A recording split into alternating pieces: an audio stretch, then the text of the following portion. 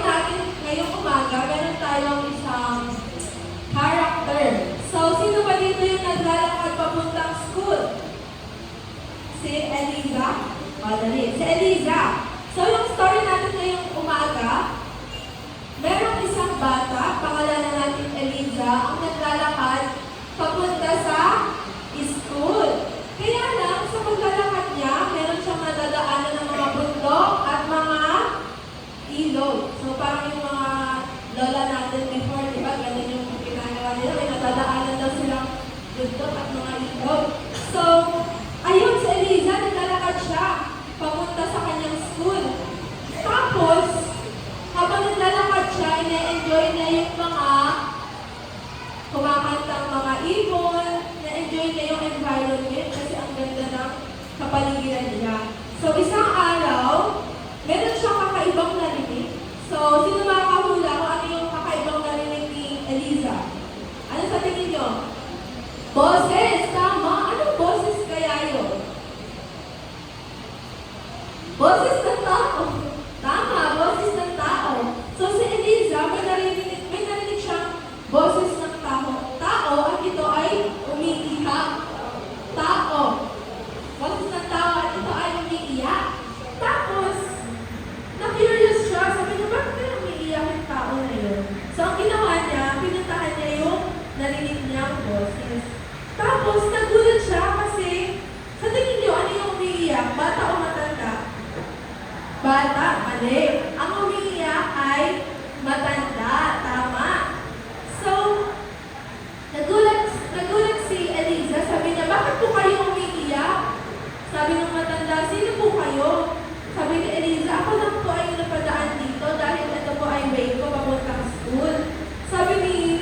Sabi ng matanda, nawawala ako kasi bulag ako at hindi ko alam yung daan papunta sa bahay namin. Kasi yung nag-guide sa akin papunta sa bahay namin, ayun, tumakbo at naglaro. Tapos, si Eliza, naawa siya sa matanda kasi nga umiiyak.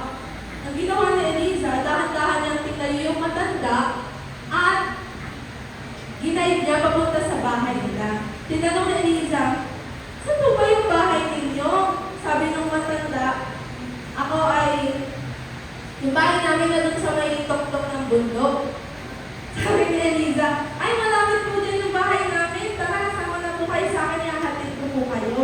Pagdating nila dun sa kanilang village, tuwa-tuwa yung mga tao kasi nakauwi yung matanda. Sabi kay Eliza, salamat, napakabait mong bata ka.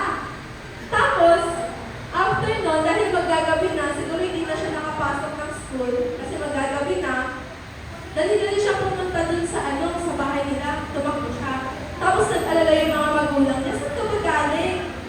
Andun po, meron pa akong kinatid na isang matanda, siya ay bulag, at tinatid ko po siya sa kanyang bahay. Sabi ng kanyang mga magulang, napakabait mo at proud kami sa inyo. So, ano nga po yung moral lesson ng ating story? Sa tingin nyo? Maging mabait. Ano pa? Maging matulungin. Very good. Eliza? Maging masipag. Kasi naglalakad siya, di ba? Kaya masipag siya. Sino pa? Huwag magsinungaling. So, tama po kayo lahat. Ang ating po moral lesson ay tayo po ay maging mabait. So, sabi po sa Galatians verse 6 to 9. Pwede ko pakiflash.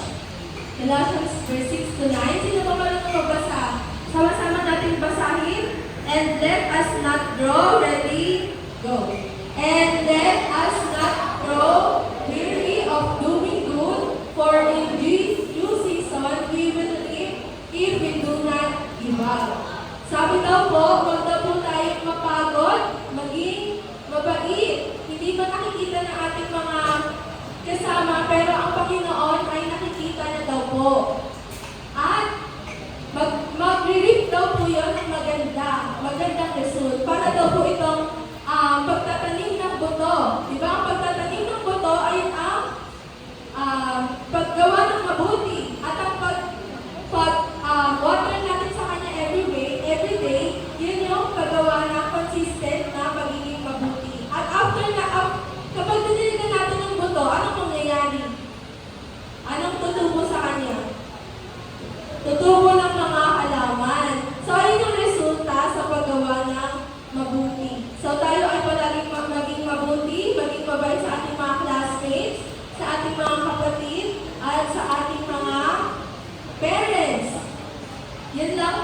ating story, ngayong